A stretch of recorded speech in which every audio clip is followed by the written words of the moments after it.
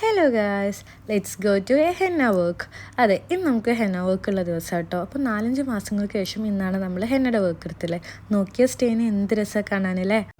ഇന്ന് പെട്ടിയും കുട്ടിയൊക്കെ ആയിട്ട് ഞാൻ ബസ്സിലാണ് കേട്ടോ വർക്കിന് പോകുന്നത്. വിൻ്റർ തുടങ്ങുന്നതാണെങ്കിലും നല്ല ചൂടുണ്ടായിരുന്നു. അത് കാരണം ഒരു ലെബനപ്പ് എടുത്തിട്ട് നമുക്ക് വർക്ക് സ്റ്റാർട്ട് ചെയ്യാമെന്ന് വിചാരിച്ചു.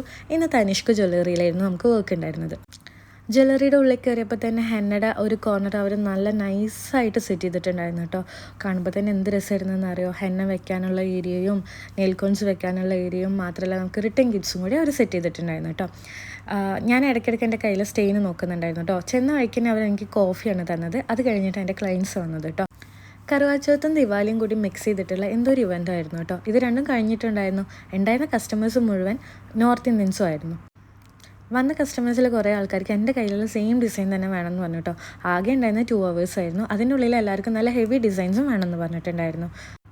2 hours കൊണ്ട് വർക്കൊക്കെ കഴിഞ്ഞെങ്കിലും അവിടെ ഉണ്ടായിരുന്ന 2 സ്പെഷ്യൽ സ്റ്റാഫ് മീൻസ് അവിടുത്തെ സ്റ്റാഫാണെങ്കിലും എനിക്ക് അവർ ഭയങ്കര സ്പെഷ്യലായിരുന്നു കേട്ടോ. അവർക്കും കൂടി ഹെന്ന ഇട്ട് കൊടുത്തു. അവരവരുടെ വർക്കിംഗ് ടൈമിലായതുകൊണ്ട് തന്നെ ഹെന്ന ഇവൻറ്റ് ടൈം കഴിഞ്ഞിട്ടും ഞാൻ അവർക്ക് വേണ്ടിയിട്ട് അവിടെ സ്പെൻഡ് ചെയ്തിട്ടുണ്ടായിരുന്നു. ഒരുപാട് സ്ഥലത്ത് വർക്ക് ചെയ്തിട്ടുണ്ടായിരുന്നെങ്കിലും എനിക്ക് നല്ല കംഫർട്ടായ രീതിയിൽ ഈ ഒരു ജ്വല്ലറിയിൽ വർക്ക് ചെയ്യാൻ പറ്റിയിട്ടോ. അതിൻ്റെ റീസൺ അവിടുത്തെ സ്റ്റാഫാണ്. അവർ അത്രയും നന്നായിട്ടാണ് എന്നെ ട്രീറ്റ് ചെയ്തിട്ടുണ്ടായിരുന്നത്. 5 to 8 ആയിരുന്നു എനിക്കവിടെ വർക്കിൻ്റെ ടൈം ഉണ്ടായിരുന്നതെങ്കിലും ഞാൻ അവിടെ നിന്ന് പോരുമ്പോൾ ഓൾമോസ്റ്റ് 10 o'clock ആയിട്ടുണ്ടായിരുന്നു കേട്ടോ. കാരണം അവിടുത്തെ സ്റ്റാഫിന് വേണ്ടിയിട്ട് അത്രയും ടൈം ഞാൻ സ്പെൻഡ് ചെയ്യാൻ ഓക്കെ ആയിരുന്നു. പിന്നെ ഇതൊക്കെയാണ് ഞാൻ ഇട്ടെടുത്ത ഡിസൈൻസ് കേട്ടോ. അത്യാവശ്യം ക്രൗഡഡ് ആയിരുന്നുകൊണ്ട് കുറേ പിക്ചേഴ്സും കാര്യങ്ങളൊന്നും എനിക്ക് എടുക്കാൻ വേണ്ടിയിട്ട് പറ്റിയിട്ടുണ്ടായിരുന്നില്ല.